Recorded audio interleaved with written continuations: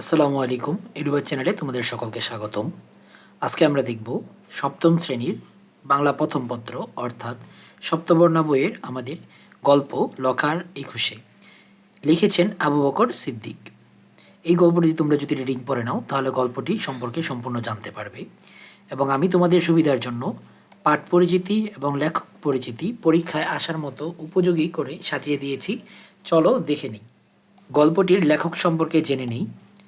আবু বকর সিদ্দিক ১৯৩৬ খ্রিস্টাব্দে বাগেরহাট জেলায় জন্মগ্রহণ করেন। তিনি দীর্ঘদিন রাজশাহী বিশ্ববিদ্যালয়ে বাংলা বিভাগে অধ্যাপনা করেন। উল্লেখযোগ্য রচনা জলরাক্ষস, খরাদা, ৭১-এর হৃদয়ভূম, বারুদের পোড়া প্রহর ইত্যাদি। গল্পটির পাঠ পরিচিতি জেনে নিই। রূপকধর্মী এই গল্পটি ২১শে ফেব্রুয়ারির অবিনাশী প্রভাবের কথা বলা হয়েছে। এই গল্পের মূল চরিত্র অতি সাধারণ এক কিশোর লখা। সে বলতে পারে না, কিন্তু সে প্রাণের তাগিদে উঁচু ডালে উঠে লাল ফুল সংগ্রহ করে শহীদ মিনারে যায় শ্রদ্ধা নিবেদন করতে।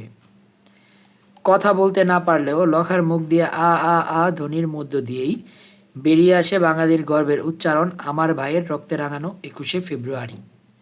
তারপর আমাদের নমুনা প্রশ্নে থাকা বহু নির্বাচনী প্রশ্ন। ১ নম্বরে বলা আছে, লখা কখন তার খিদের কষ্ট ভুলে যায়? এর উত্তর হলো খ নাম্বার, মাকে কাছে পেলে। তারপর ২ নম্বরে বলা আছে, লখাকে চোখ কান বুজে দৌড় শুরু করতে হলো কারণ, এর উত্তর হবে গ নাম্বার, তাকে ফুল আনতে হবে। তারপর উদ্দীপকটি পড়ে ৩ ও ৪ নম্বর প্রশ্নের উত্তর দাও। বাবার সাথে প্রভাত ফেরিতে এসেছে দীপু, ওর হাতে একটা টকটকে লাল গোলাপ, ওর কণ্ঠে গানের সুর আমার ভাইয়ের রক্তে রাঙানো। প্রভাত ফেরির ভিড় ঠেলে সে লাল গোলাপটিকে শহীদ মিনারের সবচেয়ে উঁচু সিঁড়িতে রাখতে সক্ষম হয়।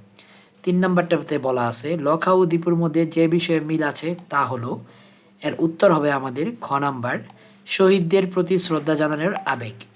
তারপর ৪ নাম্বার, দীপু ও লখা দুজনেই শহীদ দিবস উদযাপন করে প্রমাণ করেছে যে, এখানে ১ নম্বরে বলা আছে, ভালোবাসার অনুভূতি প্রতিবন্ধকতার চেয়ে শক্তিশালী।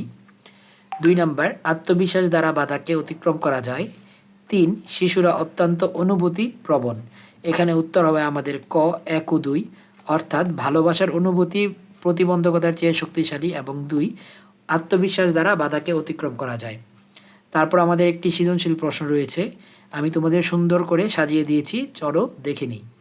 সৃজনশীল প্রশ্নে বলা আছে, ইশতিয়াক এবার বৃত্তি নিয়ে জাপানে লেখাপড়া করতে চলে আসায় শহীদ দিবস উদযাপন করতে পারবে না, অথচ প্রতি বছর সে প্রভাত ফেরিতে অংশগ্রহণ করত, বক্তৃতা আবৃত্তি আলোচনা শুনত, সে কথা মনে তার চোখ জলে ভরে আসে, মনে মনে কিছু করার জন্য ইচ্ছা পোষণ করে। অতঃপর ইশতিয়াক আন্তর্জাতিক মাতৃভাষা দিবস ও তার ইতিহাস বা সহপাঠীদের কাছে তুলে ধরার পরিকল্পনা করে। এখানে ক নাম্বার প্রশ্ন হলো, লখা রাতে কোথায় ঘুমায়? এর উত্তর হবে, লখা রাতে ফুটপাতের কঠিন শানে ঘুমায়।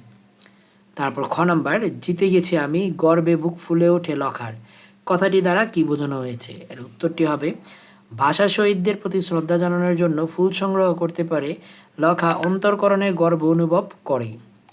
ফুটপাতে ঘুমানো এক প্রতিবন্ধী কিশোর লখা, ভাষা শহীদদের প্রতি তার বুকে রয়েছে অপরিমেয় শ্রদ্ধা আর ভালোবাসা। তাই সে ২১শে ফেব্রুয়ারির ভোররাতে অনেক কষ্টে গাছের মগডাল থেকে থোকা থোকা লাল ফুল সংগ্রহ করে। ফুলগুলো হাতে নিয়ে আত্মতৃপ্তিতে লখা ভাবে তার জয় হয়েছে। তারপর গ নাম্বার প্রশ্ন বলা আছে, লখা ও ইশতিয়াক দুজনের কাছে শহীদ দিবস ভিন্ন আঙ্গিকে এসেছে, ব্যাখ্যা করো।